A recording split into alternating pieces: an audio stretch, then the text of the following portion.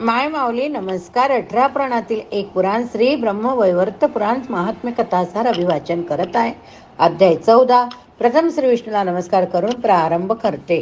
अध्याय 35. विघ्नेश्वरास विघ्न. गणेश जन्मानंतर काही दिवसांची गोष्ट. देवांची सभा भरली होती. ती मध्ये एकेका रत्नजडीच्या सिंहासनावर एक एक जण बसले होते. सगळे देव ऋषीमुनी त्या संसदेत बसलेले. उजवीकडे शंकर बसले, त्यांच्यासमोर धर्म बसला. सूर्य, चंद्र, अनेक बाकी देव बसले. गंधर्व, किन्नर यांचे गायन, अप्सराधिकांचे नृत्य सभेसमोर चालू. याच वेळी तेथे शनीचे प्रवेश केला. खाली मान घालून डोळे अर्धवट मिटून येणाऱ्या ते शनीने पितांबर नेसला होता. त्याचा वर्ण अत्यंत सुंदर दिसत होता. तो जळणाऱ्या अग्नीच्या ज्वालेप्रमाणे तेजस्वी दिसत होता. येताच शनीने विष्णू, ब्रह्मा, सूर्य वगैरे देवांना नमस्कार केला. मुनींनाही प्रणाम केला आणि सगळ्यांच्या म्हणण्याप्रमाणे तो शिवाच्या मंदिरात गेला. तेथे त्याने द्वारपालाला सांगितले, हे विशालाक्षा, शंकराची पार्वतीची भेट घेण्यासाठी मी आलोय. तेव्हा विशालाक्ष म्हणाला, मला बाकी कोणाच्याही आज्ञेश बद्दल माहीत नाही. मी तुमचे नाव पार्वती मातेला सांगतो. तिने आज्ञा दिली तरच मी तुम्हाला आत सोडीन. तोपर्यंत येथे थांबा. असे म्हणून विशालाक्षाने आत जाऊन पार्वतीस सांगितले. तिने अनुमती दिली. तेव्हाच त्याने शनीला आत सोडण्यासाठी दार उघडले. तेव्हा शनी त्यातून आत गेला. पार्वती रत्नाच्या सिंहासनावर बसले होते. 5 सख्या तिची सेवा करीत होत्या. श्वेत चामर आणि त्याला वारा घालीत होत्या. ती सुवासिक विडा खात होती. तिने शुद्ध वस्त्र धारण केले होते. गणपतीला मांडीवर बसून ती नर्तकीचे नृत्य पाहत होती. अशा या पार्वतीस आत आलेल्या शनीने कालमानेनेच नमस्कार केला. त्या सूर्यपुत्राला पाहून पार्वतीने शिवाशिवात दिले. नंतर ती त्याची चौकशी करू लागली. हे ग्रहा, हे साधो, तू असा खाली मान घालून का बरे आहे? याचे कारण सांग. तू माझ्याकडे किंवा माझ्या बोलण्याकडे का पाहत नाही? शनी म्हणाले, हे माते, सर्वजण आपापल्या कर्माचे फळे भोगत असतात. शुभ काय किंवा अशुभ काय, कर्म कसे असले तरीही त्याचे फळ भोगल्याशिवाय नष्ट होत नसते.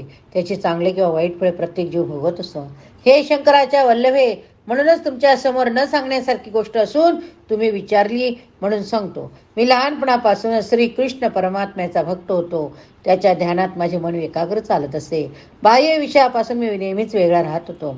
माझ्या पित्याने सूर्याने माझा विवाह चित्ररथाच्या कन्येशी करून दिला. ती देखील तेजस्वी तपस्वी होती. परंतु एकदा तिला ऋतू प्राप्त झाला तेव्हा ती सुंदर वेश धारण करून मुनीचे देखील मन होईल अशी दिसू लागली.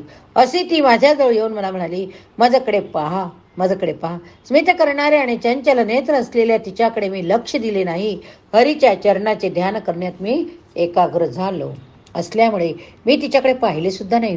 त्यामुळे ती रागवली. तिने मला शाप दिला. तेव्हा मी ध्यानातच होतो. तिने मला शाप दिला की, हे मूर्खा, आता तू जिकडे म्हणून बघशील तेथे नष्ट होईल. नंतर माझे ध्यान उतरल्यावर मी तिला संतुष्ट केले, परंतु ती काही तिचा शाप परत घेऊ शकली नाही. त्यामुळे तिला खूप पश्चाताप झाला, परंतु त्याचा काही उपयोग होत नव्हता. म्हणूनच माते, त्यावेळेपासून मी सहसा कोणाकडे बघत नाही. माझ्यामुळे जीवाची हिंसा होऊ नये असे मला वाटते. म्हणूनच मी खाली मान घालून राहतो. शनीची कथा ऐकून पार्वती खूप हसली. तिच्या सख्याही हसल्या. परंतु दैवाचा अंश झाल्यामुळे पार्वती कौतुकाने म्हणाली, तू मला किंवा माझ्या मुलाला बघितलेस ना तर काही होणार नाही. तेव्हा तुला पाहिजे असेल तिकडे जा, पहा. तेव्हा जरा विचार करून द्विधा मनस्थितीत असताना शनीने जेव्हा गणपतीकडे पाहिले तेव्हा त्याचे मन विषादाने भरले. त्याचे तोंड आणि टाळू कोरडे पडले. शनीने उजव्या डोळ्याने एक क्षणभरच गणपतीकडे पाहिले. त्याबरोबर गणपतीचे मस्तक नष्ट झाले. ताबडतोब शनीने तेथून आपली दृष्टी वळवली. मस्तक गणपतीचे परत गोलोकात गेले, परमात्म्यात विलीन झाले. इकडे अर्धांग सर्वांग रक्ताने भरलेले ते बालक मांडीवर पाहून, मस्तक विहीन पाहून देवी दुःखाने बेशुद्ध झाली. तेव्हा कैलासामध्ये असलेले सर्वजण पुतळ्यासारखे स्तब्ध झाले. ताबडतोब विष्णू गरुडावर बसून तेथे निघाले. त्यांनी पुष्पभद्रा नदीच्या किनाऱ्यावर एका वनात हत्तीचा कळप पाहिला. त्यामधला जो एक हत्ती होता तो उत्तरेस तोंड करून झोपला होता. पुष्पभद्रा नदीच्या तटावर तो हत्ती पाहताच विष्णूने सुदर्शन चक्राने हत्तीचे तोंड कापले. ते गरुडावर ठेवून कैलासाकडे परत निघाले. ते पाहून त्या हत्तीन आणि मुले आक्रोश करू लागले. तेव्हा विष्णूने दुसऱ्या एका हत्तीचं तोंड कापून त्या हत्तीनेला बसवले. त्यांनी गरुडाला कैलासाकडे वळवण्याची आज्ञा केली. पार्वतीच्या मंदिरात येऊन पोहोचले. त्यांनी गणपतीला आपल्या मांडीवर घेतले. गरुडावरून आणलेले त्या हत्तीचे मस्तक गणपतीला बसवले. ब्रह्मज्ञानी असलेल्या त्या भगवंताने लीलेने गणपतीला जिवंत केले. त्यानंतर त्याने पार्वतीला समजावले आणि गणपतीला तिच्या मांडीवर ठेवले. ते शेवटी म्हणाले, आमच्या सकट सर्वजण परमात्मा श्रीकृष्णाच्याकडूनच निमंत्रित केले जातात, त्यामुळे आम्हालाही आपापल्या कर्माची फळे भोगावे लागतात. भगवान शंकराचे पूर्वकर्म म्हणून त्याच्या पुत्राबद्दल हा प्रसंग घडला, तेव्हा तो दुःख करून घेऊ नको. इतके बोलून विष्णूने आपल्या गळ्यातील कौस्तभ मणी गणपतीच्या गळ्यात घातला आणि ते निघून गेले. तेव्हा ब्रह्मदेवाने आपला मुकुट गणपतीच्या डोक्यावर घातला. धर्माने आपली रत्नाची आभूषणे गणपतीला चढवली. त्यानंतर महादेव, बाकीचे देव, मुनी, पर्वत, गंधर्व, सर्व स्त्रिया यांनी गणपतीची पूजा केली. शंकर पार्वतीने आपल्या पुत्राला पुन्हा जीवदान मिळालेले पाहून अनेक दान केले. हिमालयाने लोकांना भोजन दिले. पुराणांच्या आणि वेदांचे पाठ करविले. तेव्हा शनी दृष्टी विस्फटताच पार्वती चिडली आणि म्हणाली, तू अंगहीन हो. पार्वतीने शनीला दिलेला शाप ऐकताच सूर्य, कश्यप, यम अतिशय रागवले. ते शंकराच्या येथून निघून जाण्यासाठी उभे राहिले. त्यांचे डोळे लाल झाले, होठ थरथरू लागले. धर्माला साक्षी ठेवून ते पार्वती आणि विष्णू यांना शाप देणार असे दिसताच ब्रह्मदेवाने त्यांना शांत केले. सर्व देव, मुनी, पर्वत आता काय होणार या कल्पनेने घाबरले. तेव्हा कश्यपाने म्हटले, या शनीला स्वतःच्या पत्नीच्या शापाने दुष्टतेचा दोष प्राप्त झाला आहे. बालकाला त्याच्या मातेच्या आज्ञेनेच शनीने पाहिले होते. सूर्य म्हणाला, पार्वतीच्या सांगण्यावरूनच माझ्या पुत्राने शनीने तिच्या पुत्राला पाहिले, यात त्याचा काही दोष नाही. तरी तिने त्याला शाप दिला आहे, म्हणून तिच्याच पुत्राचे अंग भंग म्हणजे विद्रूप होईल, यात काही संशय नाही.